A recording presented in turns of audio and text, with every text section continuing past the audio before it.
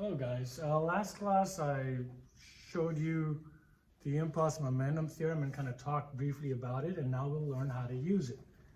And so, are you ready for this nasty long equation? It's really not nasty and it's really not long. I could make it into 6 short equations, but I think you wouldn't want that. You might want to have one long one.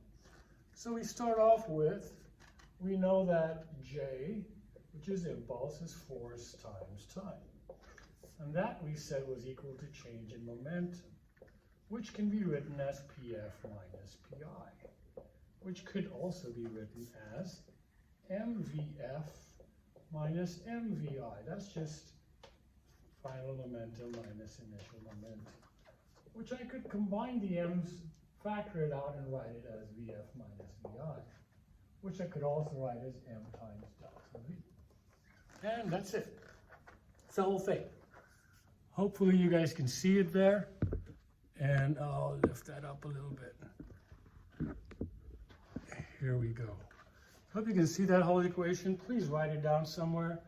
We'll use it over and over again, but we won't use the whole thing. We'll only use a part that we want to, that makes sense. But I hope you can follow this, okay? So impulse is force times time, which according to the theorem is change in momentum, which is final minus initial, which we can write in these possible ways. Now the reason I'm doing it this way is because each problem is going to be different. In some cases, they'll give you the change in velocity and ask you for the impulse, or they'll give you initial velocity and final velocity. And depending on which ones you have, you can pick the one that you want. So let's say we say that a force of 20 newtons is used to change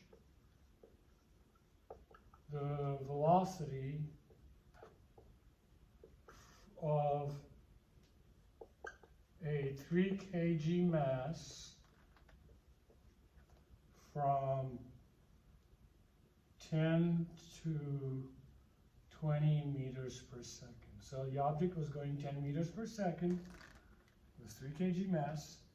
We use a force of 20 newtons on it to give it a final velocity of 20 meters per second.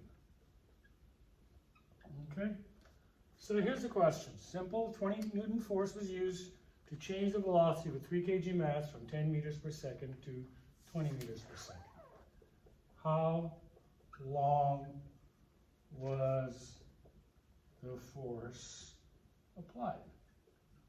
And so you're going to get questions of all different types. Sometimes they'll give you just a change in velocity. Sometimes they'll give you the change in momentum. Sometimes they'll give you the impulse instead of the force and things like that. But again, in each case, here's what we're going to do.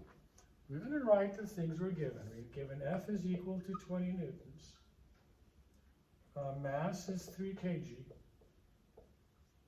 Initial velocity is 10 meters per second. Final velocity is 20 meters per second. And what is the time? And so you look up here and you say, okay, I've got these guys to deal with. What's the best part of this equation that can help me? And I hope you see that force and time are right here. And then mass, initial velocity, and final velocity are right there. So I take those two things and I write my new equation. Ft equals mvf minus vi. Because this is all the same equation. I can pick any two parts, and make my own new equation. And that's the beauty of this. I don't have to write down all of these separate equations in a line where you have to keep swapping and changing. You just pick the ones you like. So this is what you need. So you put 20 times t is equal to 3 times 20 minus 10.